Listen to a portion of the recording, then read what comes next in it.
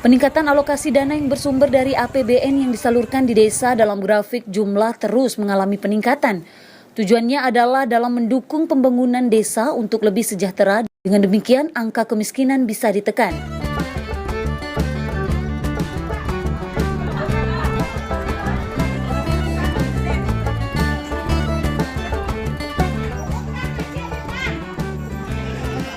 Kalau untuk hari ini kita mendengarkan penyampaian mereka, apa usaha yang mereka ingin sampaikan kepada kita, nanti kita fasilitasi. Apakah dengan dana desa atau kita bisa mengarahkan ke dinas-dinas terkait di Pemkab Lebong.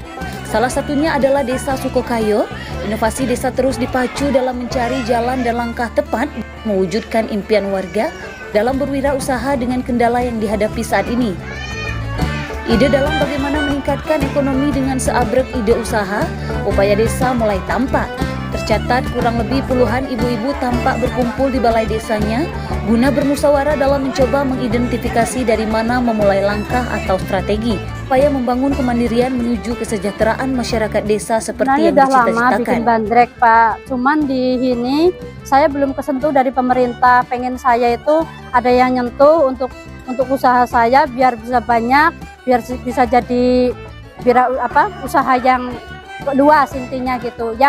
Yang saya sekarang keluhkan itu untuk kemasan, untuk pemasaran dan sekaligus untuk permodalan gitu. Biar ya usaha yang di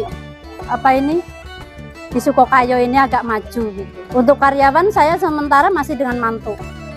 Untuk produk sehari-hari saya kalau memang banyak yang pesan itu, Bupati, mohon maaf Pak Bupati, tolong saya mungkin Bapak udah pernah nyicip, mudah-mudahan diperhatikan itu masalah dana, apa masalah produk, ada masalah kemasan. Kita berharap di tahun depan ada anggaran yang bisa diberikan untuk pengembangan usaha UMKM.